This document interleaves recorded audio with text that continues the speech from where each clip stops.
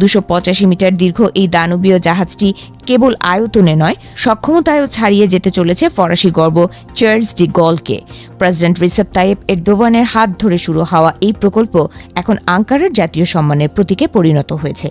যেখানে একসময় তুরস্ক আমেরিকার F-35 যুদ্ধ বিমানের উপর নির্ভরশীল ছিল, আজ সেখানে তারা নিজেদের প্রযুক্তিতে তৈরি কিজিল এলমা মনুষ্যহীন যুদ্ধ বিমান এবং কান 5ম প্রজন্মের ফাইটার জেট দিয়ে এই রণতরী সাজানোর স্বপ্ন দেখছে।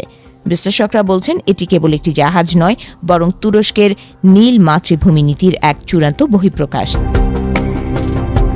তবে তুরস্কের এই উল্কাগতিতে সামরিক উত্থান মধ্যপ্রাচ্যের সমীকরণকে তপ্ত করে তুলেছে। বিশেষ করে ইসরায়েলের সাথে আঙ্কারার সাম্প্রতিক তিক্ততা এই প্রকল্পকে ভিন্ন মাত্রা দিয়েছে। ইসরায়েলি নেতারা তুরস্ককে পরবর্তী ইরান হিসেবে আখ্যা দিতে শুরু করেছেন।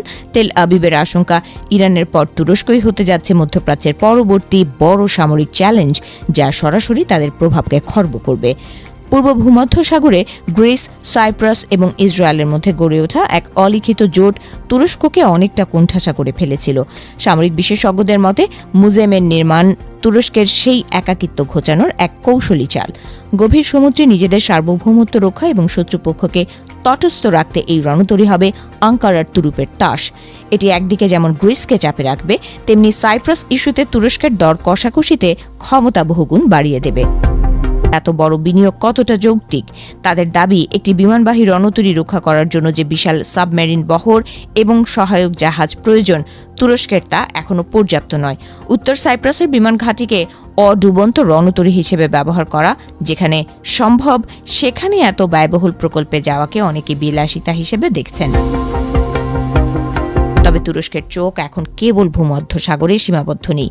লিবিয়া থেকে শুরু করে সোমালিয়া এবং সুদান পর্যন্ত আঙ্কারার যে বিশাল বিনিয়োগ ও প্রভাব রয়েছে তা রক্ষা করতে মুজেম হবে প্রধান পাহারাদার। বিশেষ করে সোমালিয়ায় তুরস্কের পরিকল্পিত মহাকাশ কেন্দ্র এবং তেল গ্যাস উত্তোলনের ক্ষেত্রগুলোর নিরাপত্তায় এই রণতরী এক দুর্ভেদ্য দেয়াল হয়ে দাঁড়াবে। এটি আঙ্কারার শক্তির বলয়কে 3 মহাদেশে বিস্তৃত করার এক নীল নকশা। 2030 সালের মধ্যে পূর্ণাঙ্গভাবে যাত্রা শুরু করতে যাওয়া এই রণতরী বিশ্ব মানচিত্রে তুরস্ককে এক নতুন মেরু হিসেবে প্রতিষ্ঠিত করার অপেক্ষায়। ড্রোন প্রযুক্তিতে বিপ্লব ঘটানো তুরস্ক এখন